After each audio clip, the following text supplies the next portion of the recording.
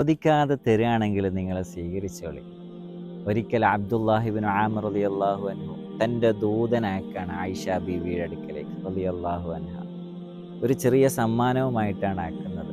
ആയിഷ ബീവി പറയുന്നുണ്ട്, എനിക്കൊന്നും വേണ്ട, ഞാൻ ആരതും ആഗ്രഹിക്കാറില്ല, ഞാൻ വാങ്ങിക്കാറില്ല എന്ന് പറഞ്ഞ് ദൂതനയക്കാണ്. പെട്ടെന്ന് റസൂലുള്ളാഹി തങ്ങൾ പറഞ്ഞ കാര്യം ആയിഷ ബീവി ഓർത്തുകൊണ്ട് ദൂതനെ വിളിച്ച് ആ സമ്മാനം സ്വീകരിക്കുകയാണ്. എന്നിട്ട് ആയിഷ ബീവി പറയുന്നുണ്ട്, റസൂലുള്ളാഹി തങ്ങൾ പറഞ്ഞു, നിങ്ങൾ ആഗ്രഹിക്കാതെ, നിങ്ങൾ ചോദിക്കാതെ ആരെങ്കിലും എന്തൊക്കെ തരികയാണെങ്കിൽ നിങ്ങളത് സ്വീകരിച്ചോളി. കാരണം അള്ളാഹുവിൽ നിന്നുള്ള സമ്മാനമാണ് അത് എന്ന് എൻ്റെ റസൂൽ എനിക്ക് പഠിപ്പിച്ച് തന്നിട്ടുണ്ട് എന്ന് ആയിഷ ബീവി പറയാണ്. ഇവിടെ നമ്മൾ മനസ്സിലാക്കേണ്ടത് ഇതിന് മറ്റൊരർത്ഥം കൂടിയുണ്ട്. നമ്മൾ മറ്റുള്ളവരെ അടുക്കൽ നിന്ന് വല്ലതും ആഗ്രഹിക്കുകയോ ചോദിക്കുകയോ ചെയ്യാൻ നിൽക്കരുത്. അവർ ആഗ്രഹത്താൽ സ്നേഹത്താൽ എന്തെങ്കിലുമൊക്കെ തരുമ്പോൾ അത് സമ്മാനമായിട്ട് അള്ളാഹുവിൻ്റെ പക്കൽ നിന്നുള്ള സമ്മാനമായി സ്വീകരിക്കാൻ നമുക്ക് കഴിയണം. അള്ളാഹു മനസ്സിലാക്കാൻ വേണ്ടി തൗഫീഖ് നൽകുമാറാവട്ടെ.